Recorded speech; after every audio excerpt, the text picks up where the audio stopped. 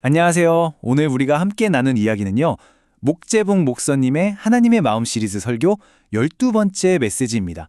열왕기하 6장과 7장에 나오는 아주 극적인 사건을 바탕으로 하나님은 믿음의 뿌리를 든든히 내리기 원하십니다. 라는 제목의 말씀인데요. 이 이야기를 통해 진짜 견고한 믿음이란 과연 뭘까? 그 본질을 한번 깊이 들여다보겠습니다. 자, 본격적인 이야기에 앞서서요. 아주 흥미로운 질문 하나로 시작해 볼게요. 자연계에 대한 퀴즈인데요. 이게 오늘 우리가 나눌 주제랑 아주 깊은 관련이 있거든요. 과연 뭘까요? 정답은 바로 삿갓조개입니다. 와, 이 작은 바다 달팽이의 이빨이 얼마나 강하냐면요. 과학자들이 이걸로 막 신소재를 개발하려고 연구할 정도래요. 어떤 파도가 몰아쳐도 바위에 딱 달라붙어서 절대 떨어지지 않는 이 놀라운 능력. 바로 여기에 오늘 우리가 이야기할 믿음에 대한 정말 강력하고 감동적인 비유가 숨어 있습니다. 네, 바로 이겁니다. 이게 핵심이에요. 믿음이라는 건 그냥 잘 되겠지? 하는 막연한 감정이 아니라는 거죠. 특히 우리 인생의 거센 폭풍우가 몰아칠 때 하나님의 약속이라는 절대 흔들리지 않는 반석을 있는 힘껏 붙드는 것. 바로 이게 진짜 믿음이라는 겁니다. 자, 그럼 이제 성경 속으로 들어가서 상상조차 할 수 없는 위기에 빠졌던 도시 사마리아의 이야기 속으로 한번 들어가 보겠습니다. 어쩌면 우리 인생에도 예고 없이 이런 사마리아의 때가 찾아올 수 있거든요. 상황이 정말 끔찍했습니다. 도시는 적군에게 완전히 포위됐고 먹을 게 다 떨어지면서 굶주림이 시작됐죠.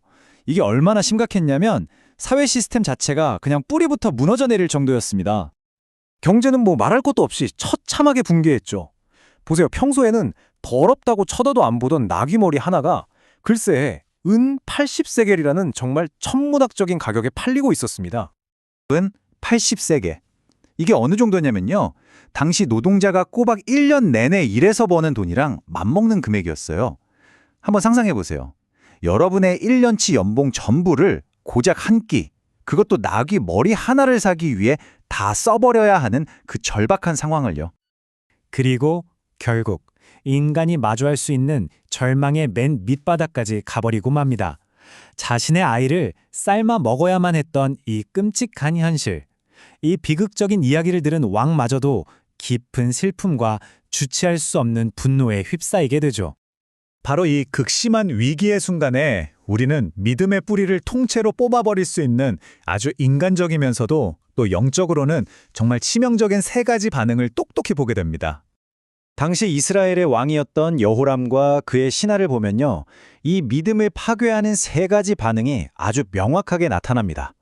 바로 원망, 그리고 분노, 마지막으로 냉소적인 불신앙이죠. 이런 국가적인 재앙 앞에서 왕이 했어야 할 일은 뭘까요? 당연히 하나님을 찾고 회개하는 거였겠죠.